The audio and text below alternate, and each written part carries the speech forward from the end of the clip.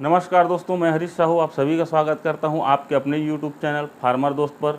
दोस्तों, आज हम बात करने वाले हैं कि हम मल्टीलेयर फार्मिंग के लिए जो शेड बनाते हैं उसमें हम दीवार में ग्रीन नेट या साड़ी का उपयोग क्यों करते हैं और ऊपर छत पे हम घास की जो छत डालते हैं उसकी क्या आवश्यकता होती है और इनके क्या क्या फ़ायदे हैं। तो आज जानते हैं हम कि ग्रीन नेट या साड़ी लगाने के क्या फ़ायदे हैं और छत में घास डालने के क्या फ़ायदे होते हैं। वीडियो शुरू करने से पहले मैं आपको कहना चाहूँगा कि आप हमारे चैनल पर नए हैं या अभी तक आपने हमारा चैनल सब्सक्राइब नहीं किया है तो सब्सक्राइब कर ले और साथ ही साथ बेल आइकन बटन को ज़रूर दबा ले ताकि आपको समय समय पर इसी प्रकार की जानकारी मिलती रहे।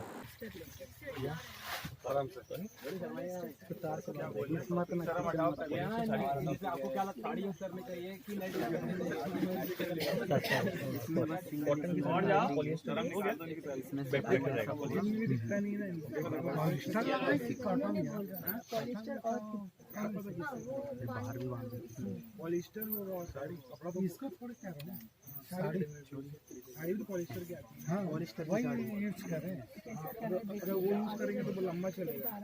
प्लास्टिक से बनता है वो कपड़ा, टाइट से बांधना है, ये मेन इम्पोर्टेंट। ओके, हम नर्सरी बनाया पूरा टूट गया, ऐसा नहीं होना चाहिए। आप नहीं टूटेगा ना, ये बना रहे हैं। अब टाइट से बांधना है।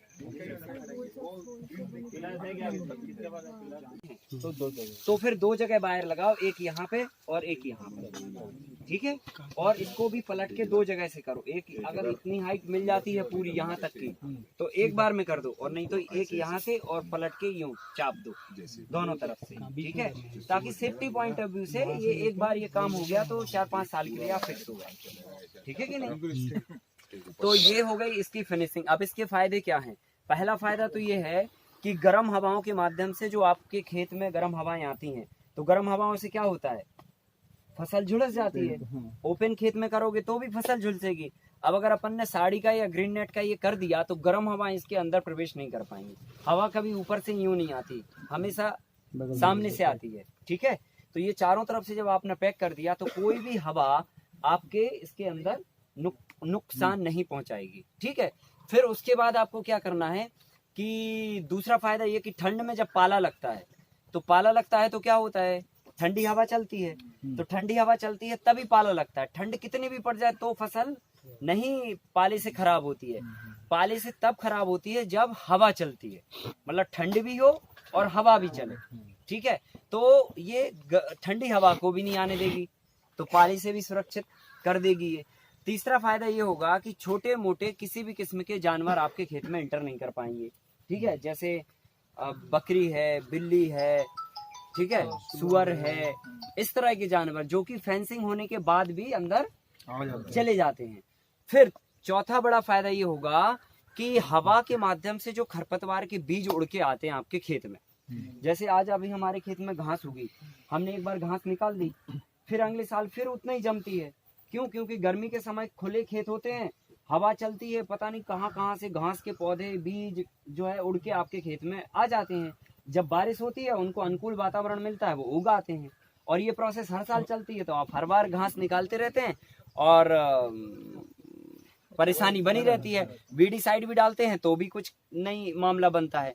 तो उसका विकल्प यही है कि आप पहले नंबर खरपतवार के बीजों को आने से अपने खेत में रोकें, और उसका ये इससे अच्छा कोई माध्यम नहीं है। और ऊपर से जब हम मल्टी लेयर कर देते हैं, 4 फसलें उगा देते हैं, तो 4 में जो भाजी वाली सब्जी उगा रहे हैं वो तो घास उगने ही नहीं देती और बाहर के बीज आएंगे नहीं।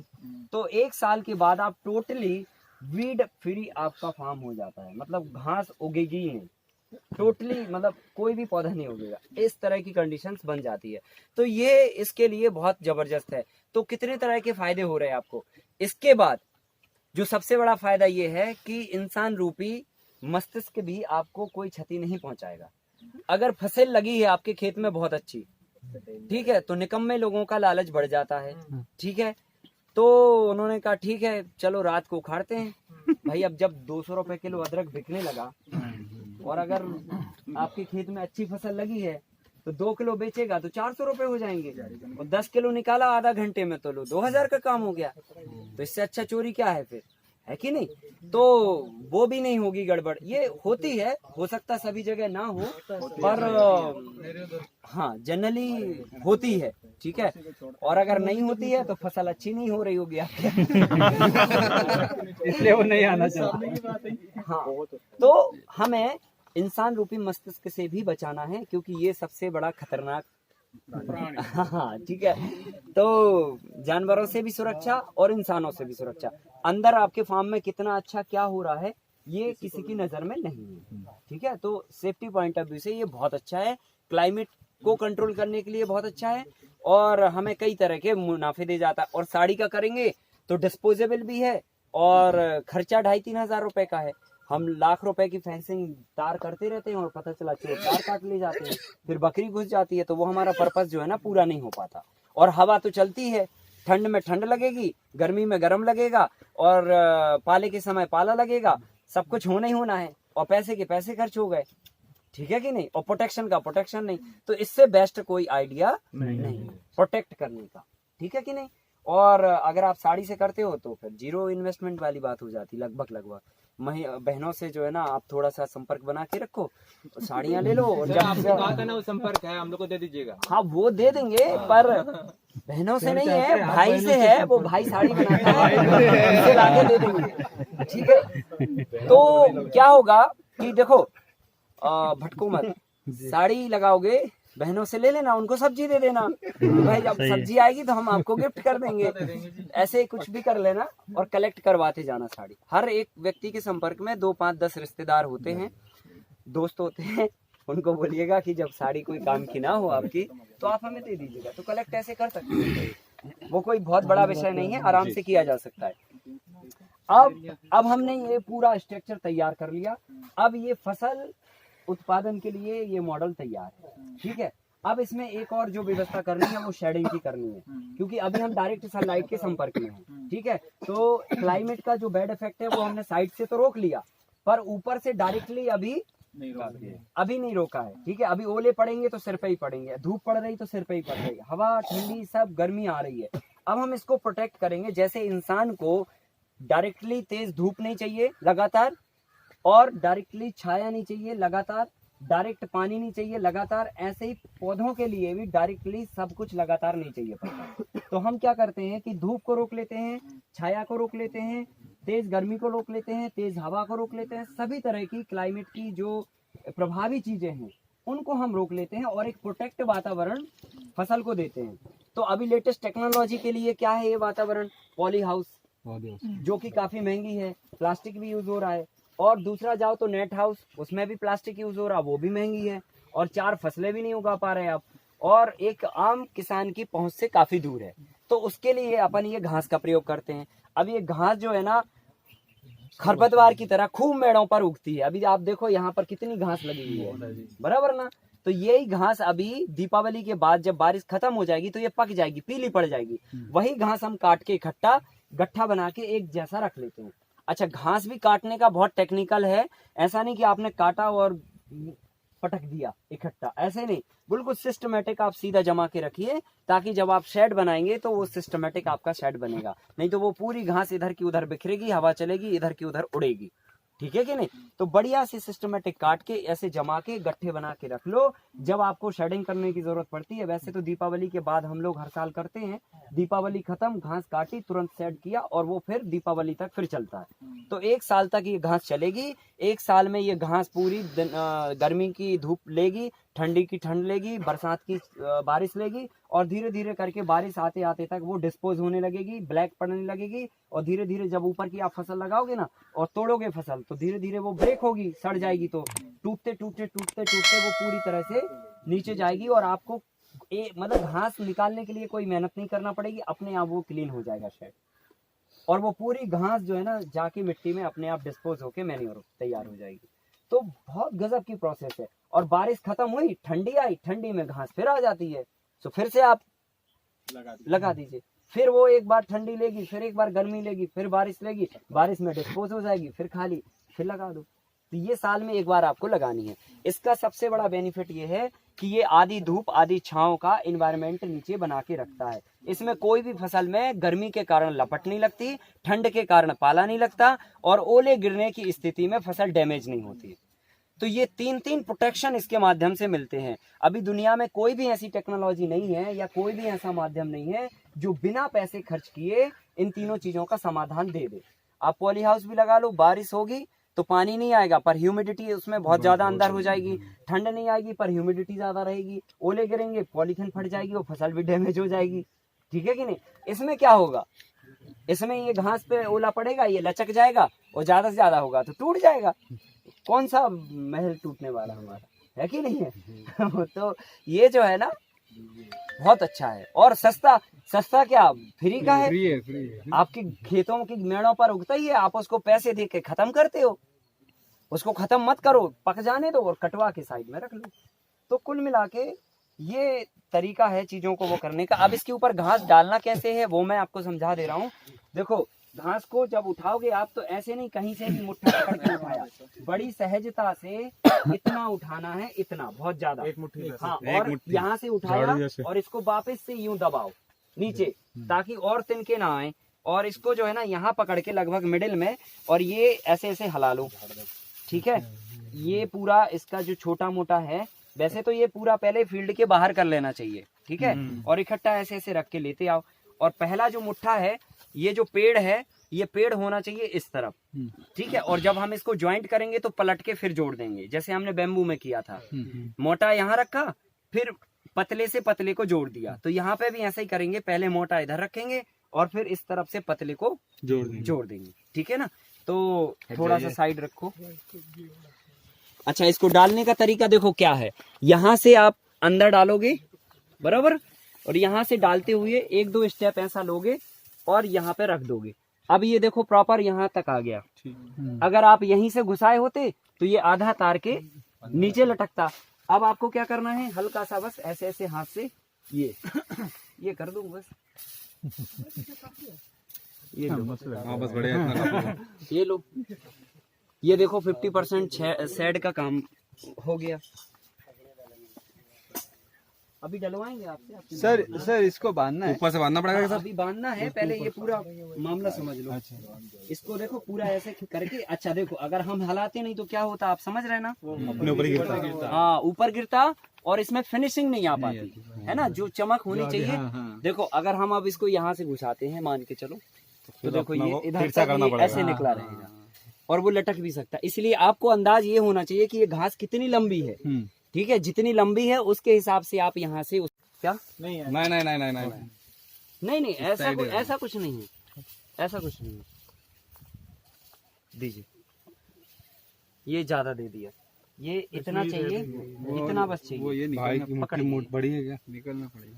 हाँ, हरियाण भी मोटे, झाड़ लिया हरियाण भी मोटे। सर जैसे जिधर चावल की पराली होती है वो भी बिल्कुल धान के उससे भी कर सकते हो, किसी भी किस्म की घास से कर सकते हो, और आपका नारियल के पत्तों से भी कर सकते हो। ठीक है, ठीक है, और जो भी आपको मिल जाए, जो अवेलेबल रहे, जो अवेलेबल रहे उससे आपको ये बनानी है। सर छीन का भी कर सकते हैं क्या? और इसको छाते समय कोशिश करें चश्मा लगा के करें, और दूसरी बात टोपी लगा के करें, तीसरी बात लूज कपड़े पहन के करें। ठीक है, क्योंकि इसके जो सीड रहते हैं ना वो चुभते हैं और फिर वो खुजली करते हैं। ठीक है, इसलिए ये थोड़ा भाई पीछे हो थोड़ा। कोकोनट वाला पानी में हेवी हो जाता है ना, नहीं तो उसके आगे का जो पत्ता है ना, जो डंठल है मोटा वाला, उसको आप कट कर दीजिए, और उसके आगे की जो जालियां रहती है ना ऐसी, वो बस डालिए, और बहुत दूर दूर डालना पड़ेगा, एक ही पत्ती इतने दूर के लिए हो जाएगी आपकी। वो आगे वाला तो वेस्टेज ही होता है ना। हम लोगों ने महाराष्ट्र में जो मॉडल खड़े किए हैं उनमें नारियल का ही यूज किया है। इधर सर कोकर में किया है, एक तो करजत मुंबई में ही किया है। सर को शेयर कर दीजिएगा सर, हमको नंबर जिस एरिया के हम हैं। अच्छा सुनो, ठीक है जी सर, ये हमने देखो डिस्टेंस दूर किया ना, तो क्या दिक्कत हो रही? ये नीचे आ गया। हाँ, तो ये प्रॉपर जो है देखो एक बेता से ज्यादा हो रहा ना, समझ गए? तो ये दिक्कत आती है जब हम करते हैं तो हमें समझ नहीं आता, पर जब हम आगे स्टेप पे आगे बढ़ेंगे तो समझ आएगा। देखो ये बहुत ज्यादा गैप कर दिया इधर पे, तो मामला गड़बड़ाया। यहाँ पे वो आगे से रखना पड़ता है। हाँ कोई बात नहीं, अभी आप एडजस्ट करते हैं, पर बता रहे हैं कि ये बारीकियां ध्यान में रखना चाहिए। केले के पत्ते चलेंगे? नहीं, वो केले बड़ा के नहीं, चौड़ा हो गया ना। धूप आनी चाहिए ना प्रॉपर। धूप नहीं आएगी तो फिर कोई, हाँ कांस कर सकते हैं, कांस सबसे बेस्ट है। जो करना हो वो कर लेना, पर छाया को आने देना और धूप को आने देना। 50-50 कर लेना। हाँ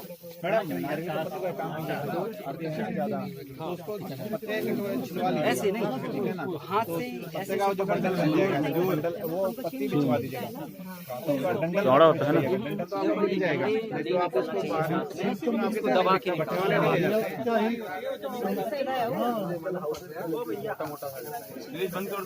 छीन के कर सकते हैं ना। हाँ वो तो दूर दूर रहता है ना उसका पत्ता। बात समझ में आ गई? समझ नहीं आई? सर इस लाइन से ले सकते हैं हम, ये एक ही लाइन करना नहीं नहीं नहीं, एक लाइन आपको करके बस बताना।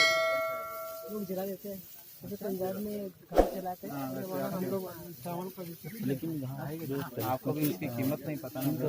वजन धान का पैरा सबसे बेस्ट है धान का पैरा।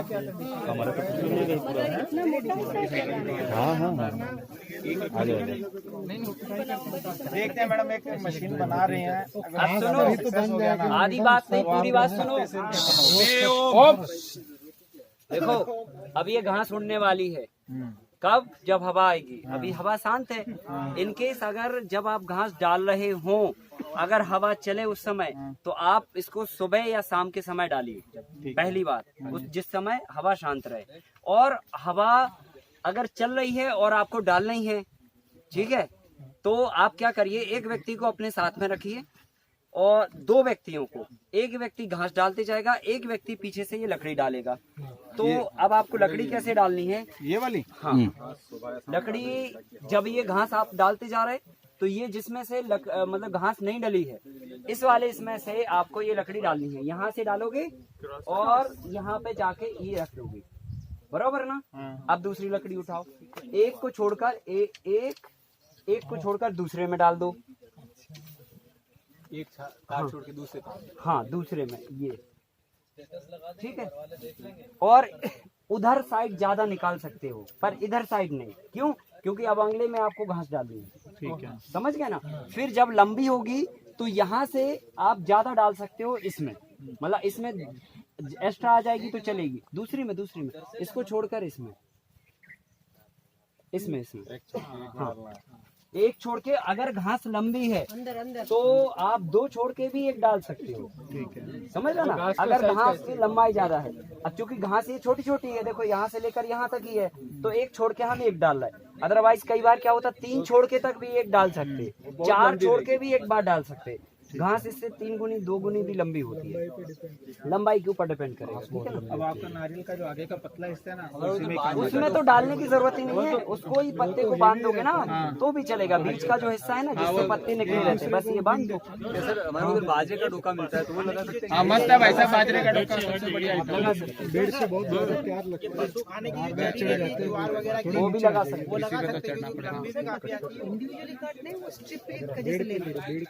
नहीं इंडिविजुअली पत्ता काटना सोना तो पड़ेगा। नहीं, वो पूरा पत्ता जो लंबा, जिसमें लेफ्ट राइट पत्तियां होती है, वो तो भैया उसमें से तो धूप आएगी नहीं नीचे? लाइन फुल लाइन आएगी। बहुत फोटो दिखाते हैं आपको, चिंता मत करो। सुनो, अब ये हमने डंडियां डाल दी। डंडियां डालने के बाद अब हमें इसको बांधना है, अदरवाइज ये डंडी से नहीं टिकने वाला। अब तेज हवा चलेगी तो ये डंडी सहित ही खिसका देगा। तो अब हम क्या करेंगे, वो लेके आए जो बांधने वाला, ये देखो, वो नहीं, ये बंधनी है, ये वाला नहीं चलता क्या? ये वाला नहीं डाल सकते? नहीं, ये तो बहुत लूज है ना, ये कैसे चलेगा? ये बांधने के लिए, ये बांधने के लिए ढक्कन से पकड़ो, छाते रहा। देखो, बांध के यहाँ बांधोगे, नहीं तार नहीं यार, कितना तार लगाओगे यार। बोतल दीजिएगा, बोतल काम दे दो। वो होता है टुस्सा होता है वो आग भी लगती है टेक्निक देखो, टर्न टर्न करके इसको ऐसे किया, टुस्सा होता है इसमें जिसको डोरी बांध सकते हैं, जिसको डोरी वो आती नायलॉन की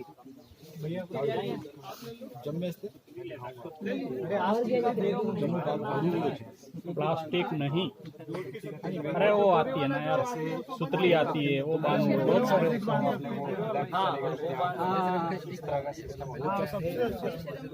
देखो बांध के और इसको आजू बाजू से ये खिसका दिया ऐसे, ताकि ये पता ना लगे कि आपने यहाँ बांधा है। नहीं तो पता चला बांधा और होल बना दिया बड़ा सा। ठीक है, नहीं नहीं गठान नहीं बांधना, सरपून बांधनी होती है। सरपून बोले तो ये लक्कड़ घुमा दिया और ये कर दिया। हाँ, और गठान में टाइम कितना लगेगा? आप गठान बांधते रहोगे ये उड़ेगी नहीं। हाँ हाँ बिल्कुल बनेगा। ठीक है ये अच्छा, जैसे हवा तेज चल रही हो तो क्या करना, बीच बीच में बांध देना। एक कहीं बांध दिया, एक कहीं बांध दिया, ऐसे। फिर जब आपको समय मिले तो आराम से बांधते रहना। फिर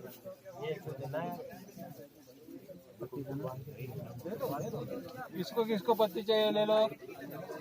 चलो मैं देख लूँगा इसको कैसे इसको सर पड़ सर ये किस चीज का वैसे आप करके दिखाओ। तो पता किस चीज दो लोग, सब लोग नहीं, दो लोग। बोलिए बाजरे दोस्तों, आपको यह जानकारी कैसे लगी हमें कमेंट बॉक्स पर कमेंट कर ज़रूर बताएं। और इस संबंध में आपके किसी भी प्रकार के प्रश्न हो तो नीचे कमेंट बॉक्स पर कमेंट करें। हम पूरी कोशिश करेंगे आपके सवालों के जवाब देने की। और अगर आपको यह वीडियो अच्छा लगा हो तो वीडियो को लाइक करें, चैनल को सब्सक्राइब करें और सब्सक्राइब करने के साथ साथ बेल आइकन बटन को ज़रूर दबाएं ताकि आपको इसी प्रकार की वीडियो समय पर मिलती रहे। जय हिंद, जय भारत।